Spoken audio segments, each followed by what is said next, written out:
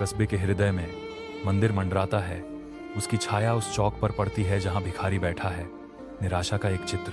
फटेहाल कपड़ों में भिखारी की उपस्थिति जीवन की कठोर वास्तविकताओं की एक स्पष्ट याद दिलाती है। क्योंकि शहर के लोग जानबूझकर दूर चले जाते हैं, उनके चेहरे मुड़ जाते हैं। उसकी आवाज एक हताश गुहार शहर की शांति को भंग करती है। कृपया कुछ पैसे दें, भगवान के नाम पर। शहर के लोग गुजरते रहते हैं। उनकी उदासीनता भिखारी की आशा के चारों ओर एक भारी चादर है।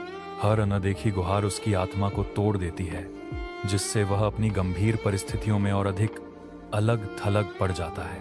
मंदिर ऊंचा खड़ा है, मानव अलगाव के दृश्य और भिखारी की फीकी चीखों का मूक गवाह। एक वृद्ध संत मंदिर में प्रवेश करते हैं। उनकी उपस्थिति पवित्र स्थान को भर देती है।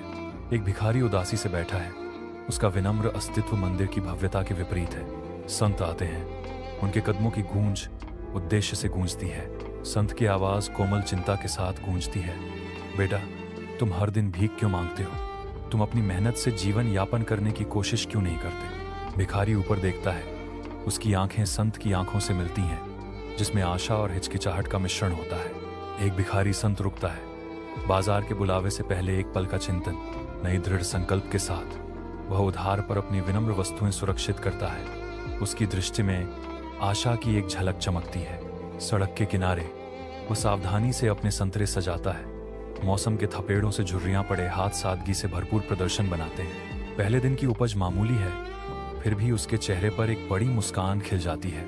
सिक्कों को पकड़े हुए उसकी मुस्कुराहट चमकती है, जो एक नई शुरुआत का प्रतीक है। सूर्य की दृष्टि में एक परिवर्तन होता है।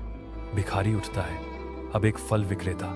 उसकी आंखों में नया उद्देश्य झलकता है। शहर जागता है, ताजे फल के वादे से आकर्षित होता है और विक्रेता के हर हाव भाव से निकलने वाली ईमानदारी से।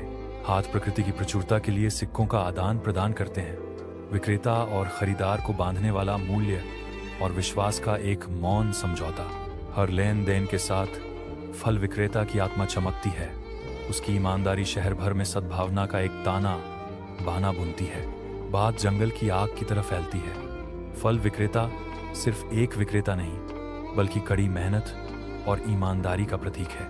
कस्बा फलता फूलता है, न केवल फल से बल्कि ईमानदारी और श्रम के माध्यम से पुनर्जन्म लेने वाले एक व्यक्ति के स्थायी उदाहरण से भी पोषित होता है। कस्बे के दिल में एक विनम्र झोपड़ी का रूपांतरण होता है। इसका परिवर्तन शहरवासियों के बीच जिज्ञासा और फुसफुसाहट को जन्म देता है। फटे कपड़ों और फैले हुए हाथों के दिन गए। भिखारी अब सीना तान कर खड़ा है, अपने आप में एक व्यापारी। हवा नए सम्मान के साथ छटकती है, क्योंकि शहरवासी एक बार तिरस्कृत व्यक्ति की ओर उत्सुकता से देखते हैं। दुकान की घंटी बजती है, पहले ग्राहक के आगमन की घोषणा करती है। उनकी आंखें आशा और अवसर के मौन आदान प्रदान में मिलती हैं। छोटी दुकान का अंदरूनी हिस्सा मंद रोशनी से प्रकाशित है, जिसमें विभिन्न प्रकार के सामान से भरी अलमारियां हैं। कभी सूना स्थान अब जीवन और वाणिज्य से गुलजार है, जो दृढ़ता और सरलता की परिवर्तनकारी शक्ति का प्रमाण है। वर्षों ने भिखारी को सेठ जी में बदल दिया है, जो एक सम्मानित व्यापारी हैं। उसकी दुकान सामान से भरी है, जो उसकी मेहनती भावना का प्रमाण है।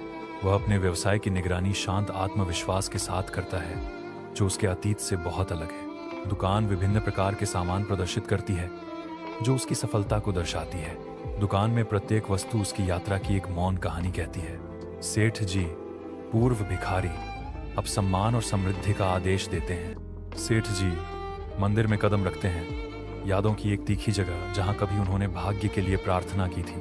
वह मूर्ति के पास जाता है। हवा अनकही कृतज्ञता से भरी है। सेठ जी सिर झुकाते हैं। उनके हाथ श्रद्धा में कसकर बंधे हुए हैं। धीमी आवाज में सेठ जी फुसफुसाते हैं, प्रभु, मुझे सही रास्ता दिखाने के लिए धन्यवाद, लेकिन सबसे बड़ा धन्यवाद उस संत को जिसने मेरी सोच बदल दी। सेठ जी का आभार पवित्र स्थान को भर देता है। कस्बा दिन की गर्मी में नहाता है। जीवन एक शांत गति से आगे बढ़ता है। अपनी दुकान के अंदर सेठ जी बैठे हैं। उनका चेहरा खुशी से चमक रहा है, क्योंकि वह अपने ग्राहकों के साथ बातचीत कर रहे हैं। उनकी दुकान गर्मी और जुड़ाव का स्वर्ग बन जाती है, जहां हर बातचीत वास्तविक खुशी से चिह्नित होती है। सेठ जी ध्यान से सुनते हैं। उनकी आंखें संतोष से चमक रही हैं। धुंधले कमरे में सेठ जी अपनी किताब की दुनिया में खोए हुए हैं। छोटा दीपक लंबी छाया डालता है, जिससे शांत एकांत की भावना बढ़ जाती है। कथा में खोए हुए सेठ जी शांत रहते हैं। केवल कोमल पन्नों के पलटने की आवाज आती है। कमरा अंधेरे में फीका पड़ जाता है, सिवाय सेठ जी और उनकी किताब के चारों ओर प्रकाश के छोटे से घेरे के। कस्बे के दिल में गरीब लोगों का एक समूह सेठ जी की ओर जाता है। उनके चेहरे कठिनाई को दर्शाते हैं। कुछ गरीब लोग मदद के लिए सेठ जी के पास आते हैं। एक आवाज सुनाती है जो गहन आवश्यकता के एक पल के लिए मंच तैयार करती है। उनकी आंखों में उम्मीद चमकती है क्योंकि वे सेठ जी से विनती करते हैं। उनकी आवाजें चिंता और उम्मीद के मिश्रण से भरी हुई हैं। प्रत्येक शब्द उनकी निराशा का प्रमाण है, उनकी लड़ाई में जीवन रेखा के लिए एक हार्दिक अपील। सेठ जी उनकी मदद करते हैं।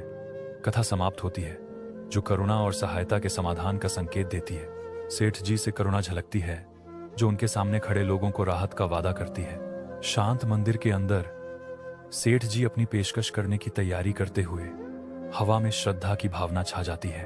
गंभीर कृपा के साथ सेठ जी वेदी के पास आते हैं। उनकी चालें मापी और सम्मानजनक हैं। गहरी श्रद्धा के भाव से सेठ जी अपना दान रखते हैं, जो उनकी आस्था और प्रतिबद्धता का प्रतीक है।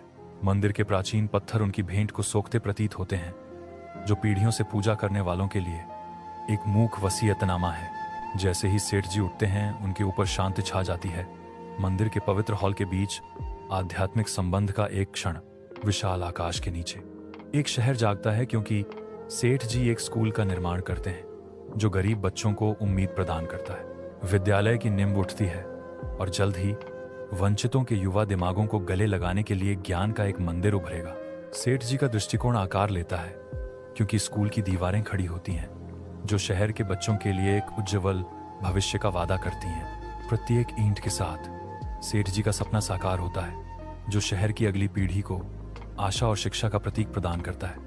विद्यालय के हृदय में सेठ जी उत्सुक बच्चों को ज्ञान देने के लिए तैयार खड़े हैं। उनके चारों ओर बच्चे चुपचाप बैठे हैं, आंखें सेठ जी पर टिकी हैं, हर शब्द को आत्मसात कर रहे हैं। सेठ जी की कोमल आवाज कमरे में गूंजती है, बच्चों को दिन के पाठों का मार्गदर्शन करती है। बच्चे चमकदार मुस्कुराहटों के साथ प्रतिक्रिया करते हैं, उनके दिमाग नए ज्ञान के लिए खुलते हैं। इस सरल स्कूल सेटिंग में भविष्य के सपनों के बीज सावधानी से बोए जाते हैं। साथ में सेठ जी और बच्चे ज्ञान और विकास की ओर एक मार्ग बनाते हैं। शहर के दिल में आशा की किरण चमकती है, क्योंकि सेठ जी एक नेक काम करते हैं। ईंट से ईंट जोड़कर एक अस्पताल उभरता है, जो पीड़ितों के लिए सांत्वना और शहर के लिए उपचार का वादा करता है। संरचना आकार लेती है, इसकी दीवारें भविष्य की रिकवरी के वादे के साथ गूंजती हैं। हर कील ठोकने से, हर पत्थर बिछाने से समुदाय के करीब स्वास्थ्य आता है। शहर सांस रोककर देखता है, उनकी उम्मीदें आसमान की ओर उठती दीवारों पर टिकी हैं। अस्पताल करुणा का प्रमाण है, बीमारों के लिए एक आश्रय। अस्पताल के बांझ हृदय में सेठ जी की उपस्थिति बीमारों को आशा की एक झलक प्रदान करती है। वह उनके बीच घूमता है, दुह के सागर में शांति का प्रतीक। हर कदम आराम और उपचार के अनकहे वादों के साथ गूंजता है। हवा प्रत्याशा और नाजुक लचीलेपन के मिश्रण से घनी हो जाती है। उनकी उपस्थिति बंजर वातावरण को साझा शक्ति के अभयारण्य में बदल देती है। तेज धूप में सेठ जी एक पार्क बनाना शुरू करते हैं, जो शहरवासियों के लिए एक आश्रय स्थल है। समुदाय देखता है कि पार्क जीवंत हो उठता है, जो आशा और शांति का प्रतीक है। शहर पार्क का अनुमान लगाता है, जो रोजमर्रा की हलचल से एक शांत मुक्ति है। समर्पण के साथ सेठ जी विश्राम और शांति के स्थान की नींव रखते हैं। यह पार्क पूरा खड़ा है, सभी के लिए शांत चिंतन के क्षणों का वादा करता है। पार्क की जीवंत चहल पहल के बीच सेठ जी अपनी चिंतनशील सैर शुरू करते हैं। वह और गहराई में घूमता है, पार्क में आने वालों की जीवन टेपेस्ट्री के साथ एक हो जाता है। प्रत्येक कदम उसे पार्क के सामुदायिक आलिंगन के केंद्र में और ले जाता है। पार्क की ऊर्जा उसे घेर लेती है, जीवन की एक सिम्फनी हर सांस के साथ खुलती है। सेठ जी पार्क में अपनी यात्रा जारी रखते हैं। दिन की कहानी के बीच एक मौन दर्शक। दीपक की मंद रोशनी में सेठ जी कमरे के दिल हैं, जो अपने प्यारे पोते पोतियों से घिरे हुए हैं। उसका झुर्रीदार चेहरा गर्म रोशनी से प्रकाशित बीते युगों की कहानियां बताता है। एक कोमल इशारा करते हुए वह एक जादुई कहानी की शुरुआत का संकेत देता है। उसकी आवाज, एक सुखदायक गड़गड़ाहट, कमरे को भर देती है।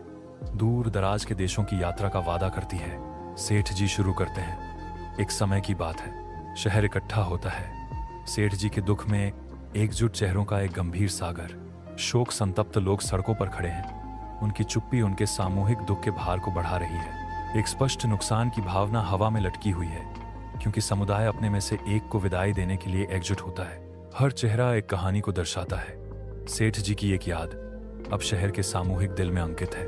अंतिम संस्कार यात्रा धीरे धीरे आगे बढ़ती है, जो सेठ जी के जीवन और विरासत के प्रति एक गंभीर श्रद्धांजलि है। शहर सेठ जी को अपनी अंतिम मौन विदाई देता है, जो सामूहिक स्मृति और सम्मान का क्षण है। मंदिर की पवित्र दीवारों के भीतर संत सेठ जी की आवाज गूंजती है। उनके शब्द ज्ञान और आशा का भार लिए हुए हैं। सूर्य की रोशनी खिड़कियों से छनकर आती है, सुनने वालों के चेहरों पर एक दिव्य चमक बिखेरती है। हर कोई शांत ध्यान से उनकी शिक्षाओं को आत्मसात कर रहा है। संत सेठ जी जारी रखते हैं, उनकी सकारात्मक सोच के बारे में कहानी कहने। प्रेरणादायक शब्द सकारात्मकता और लचीलेपन की स्पष्ट तस्वीरें चित्रित करते हैं। मंदिर का वातावरण श्रद्धा से भरा है, क्योंकि संत सेठ जी का मार्गदर्शन हर दिल में आशावाद के बीज बोता है।